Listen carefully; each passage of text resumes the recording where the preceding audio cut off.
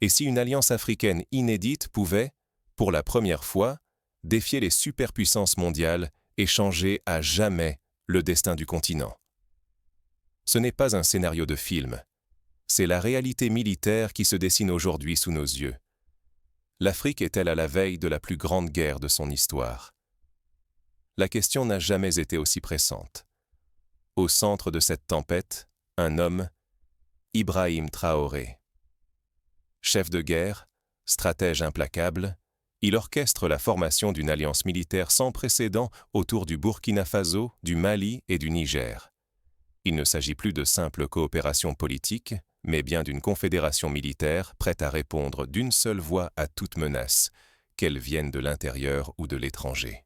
Pour la première fois depuis l'indépendance, une coalition africaine s'affirme, unissant ses armées, ses services de renseignement et ses ressources face à des ennemis multiples, groupes djihadistes, puissances occidentales et rivaux régionaux.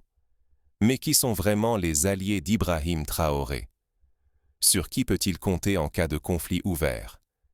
Et surtout, quelles sont les forces réelles en jeu? Derrière cette alliance, 3 géants mondiaux réécrivent les règles du jeu. La Russie, pilier militaire, la Chine, soutien économique et technologique, la Turquie, spécialiste de la guerre de drones et fournisseur d'équipements stratégiques. Chacune de ces puissances voit dans l'Afrique un champ de bataille décisif pour l'équilibre mondial. Ce n'est plus seulement une lutte pour des ressources, c'est une course à l'influence qui pourrait embraser tout un continent. Le risque est immense, une erreur de calcul, une provocation de trop, et c'est toute l'Afrique de l'Ouest qui pourrait plonger dans le chaos, entraînant dans son sillage des acteurs internationaux majeurs et provoquant peut-être un conflit aux conséquences planétaires. Ici, il ne s'agit pas de débat politique. C'est l'intelligence stratégique qui s'exprime, la planification de guerre qui se joue en ce moment dans les capitales d'Afrique, d'Europe et d'Asie. Ignorer ces réalités, c'est choisir de subir la prochaine catastrophe africaine sans en comprendre les véritables enjeux.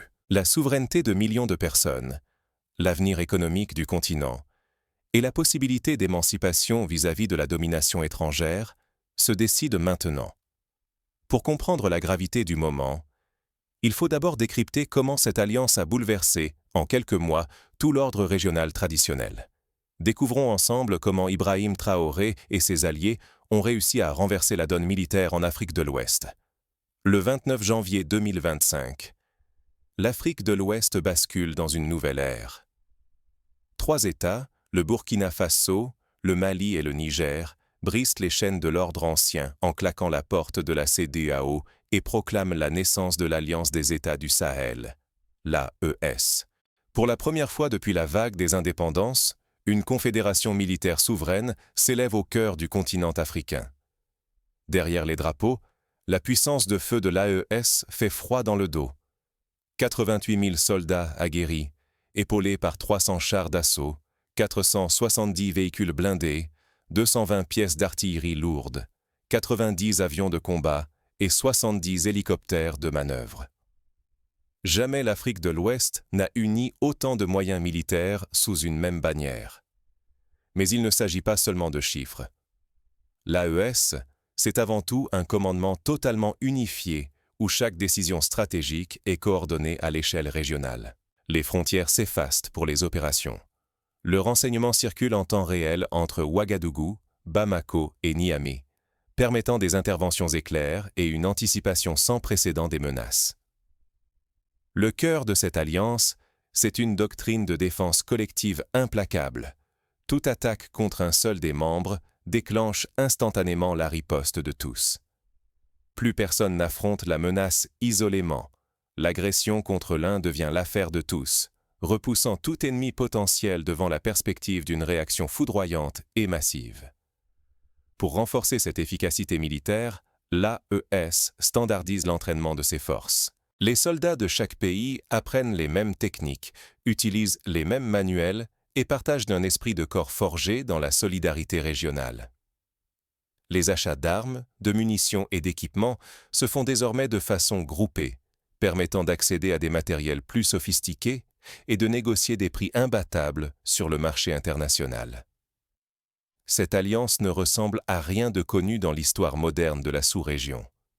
L'Afrique de l'Ouest, longtemps divisée et affaiblie par des ingérences extérieures, se dote pour la première fois d'une force cohérente, réactive et redoutée. Mais derrière cette montée en puissance se cache un risque colossal. Tout faux pas, toute provocation pourrait mettre le feu aux poudres et embraser toute la région, voire bien au-delà. Cependant, la véritable force de l'AES ne réside pas uniquement dans ses chars et ses soldats. C'est le soutien extérieur, massif et sans précédent, qui va bientôt bouleverser l'équilibre du continent. Quels sont ces soutiens étrangers qui redessinent la carte militaire africaine et pourquoi misent-ils tout sur l'AES?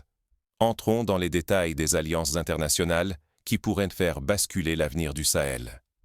Derrière l'alliance AES se cachent 3 géants, et face à eux, des ennemis prêts à tout pour renverser Traoré. Ce n'est plus un simple jeu d'influence.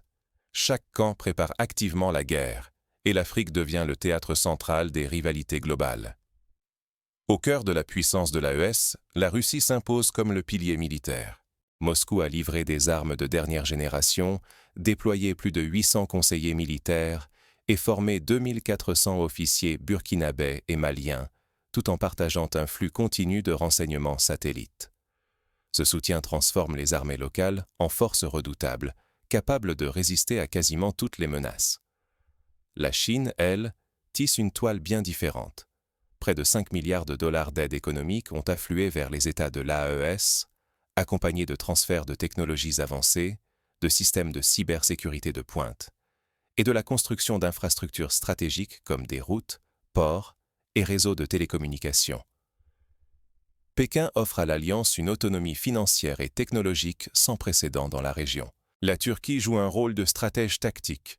Grâce à ses drones de combat perfectionnés, ses conseillers sur le terrain et des accords industriels permettant la production locale d'armements, Ankara garantit à l'AES une supériorité sur les terrains difficiles où les groupes armés évoluent. Mais l'équilibre est loin d'être acquis. Face à cette alliance, les adversaires se multiplient. Les groupes djihadistes, désormais surarmés par l'Iran, comptent 17 000 combattants et près de 400 drones d'attaque. À leur côté, la France maintient des troupes et un réseau de renseignements redoutables, tout en durcissant les sanctions économiques et diplomatiques. Les États-Unis, eux, préfèrent l'ombre. Sanctions financières, cyberattaques, opérations secrètes de la CIA et l'appui logistique d'Africom, avec 14 000 avions militaires mobilisables, font peser une menace permanente sur la coalition menée par Traoré.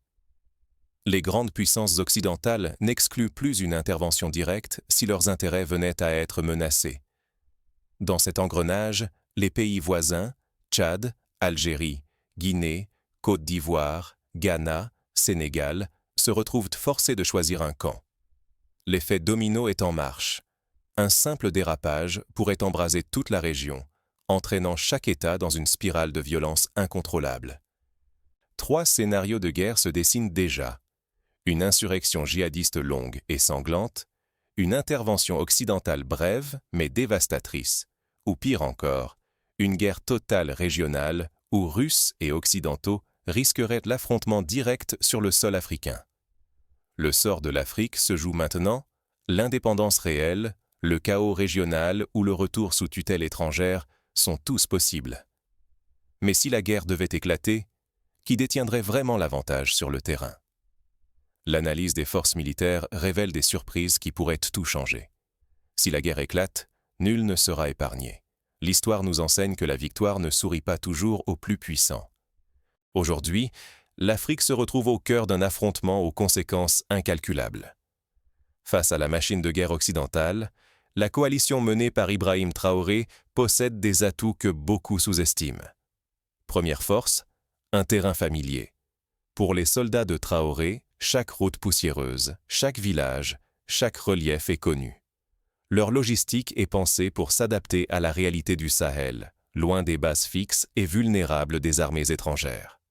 L'unité d'action entre le Burkina Faso, le Mali et le Niger, soudée par un objectif commun et un pacte de défense mutuelle, renforce leur cohésion comme rarement vu dans l'histoire africaine moderne.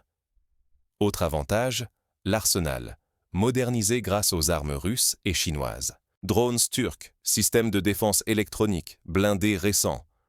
La coalition s'appuie sur une technologie adaptée, mais aussi sur un immense soutien populaire. Des milliers de civils sont prêts à s'engager, transformant chaque village en rempart contre l'ennemi. Mais la coalition occidentale reste terrifiante sur le papier. Ces armées disposent de dizaines de milliers d'hommes, d'une supériorité aérienne totale et d'un accès à d'immenses ressources économiques. Les réseaux de renseignement, patiemment tissés pendant des décennies, permettent de frapper à tout moment et de perturber la logistique adverse. Les interventions passées ont montré la capacité des puissances étrangères à imposer des blocus et à frapper vite, fort et loin.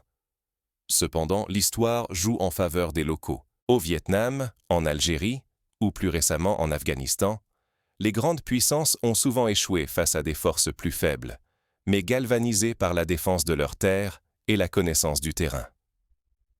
Le soutien populaire transforme chaque attaque extérieure en sursaut national et la guérilla rend l'occupation longue et coûteuse. Pourtant, le risque d'escalade est réel.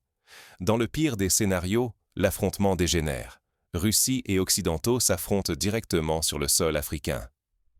Les combats dévastent les villes du Sahel, provoquant des millions de réfugiés, un effondrement de l'économie régionale et mettant en péril la vie de plus de 50 millions de personnes. Les frontières s'effacent, les alliances se brouillent, et l'Afrique devient l'épicentre d'une crise mondiale dont nul ne peut prédire la fin. Dans le meilleur des cas, la montée en puissance militaire de la coalition africaine force tous les acteurs à la table des négociations. La dissuasion fonctionne. Personne n'ose franchir la ligne rouge et la souveraineté africaine est enfin reconnue. Cela pourrait ouvrir la voie à une nouvelle ère d'indépendance, où l'Afrique fixerait ses propres règles du jeu, mais à quel prix? Entre indépendance et ruine, la moindre erreur pourrait plonger tout un continent dans une guerre sans issue. À ce stade, chaque décision compte, chaque alliance pèse lourd. L'Afrique tient peut-être son destin entre ses mains, mais le prix à payer sera immense, qu'il s'agisse de sang, de larmes ou d'opportunités perdues. Mais alors, comment les dirigeants africains peuvent-ils éviter le chaos total et transformer cette crise en opportunité historique? C'est ce que nous allons explorer en analysant les voies possibles vers une sortie de crise durable. La force militaire ne doit jamais servir à la domination, mais à garantir la paix et l'indépendance du continent africain. Face à la montée des tensions et à l'équilibre fragile entre alliances et menaces, une vérité s'impose. L'unité africaine est notre atout majeur. L'autonomie militaire, bâtie sur la coopération entre nations africaines, permet de négocier en position d'égalité avec n'importe quelle puissance étrangère. La puissance militaire africaine doit être pensée comme un bouclier. Elle n'a pas vocation à provoquer la guerre, mais à dissuader toute agression extérieure ou interne. Cela exige discipline, coordination et une vision commune du futur. L'indépendance véritable ne se limite pas au retrait des anciennes puissances coloniales. Elle passe aussi par la maîtrise des alliances stratégiques et l'accès aux technologies de défense. Dépendre uniquement de l'aide étrangère, c'est s'exposer à de nouveaux rapports de domination qui menacent la souveraineté. Mais les armées et les gouvernements seuls ne suffisent pas. La population doit rester vigilante et bien informée. Soutenir la souveraineté africaine, c'est aussi refuser de céder aux manipulations, à la propagande et aux fausses promesses des diverses parties prenantes. Enfin, la paix durable dépendra toujours de la sagesse des leaders africains. Leur capacité à résister aux provocations, à éviter l'escalade militaire et à privilégier la négociation décidera du futur du continent.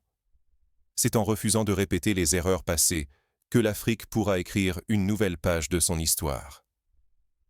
Si l'Afrique rate cet instant décisif, elle risque de retomber dans les pièges du passé et de voir sa souveraineté compromise une fois de plus. Mais alors, comment chaque citoyen peut-il concrètement agir pour soutenir cette souveraineté? Voici les actions clés à entreprendre dès maintenant. L'heure n'est plus à la résignation, mais à la vigilance et à la solidarité. Aujourd'hui, l'Afrique n'est plus un simple pion sur l'échiquier des puissances mondiales.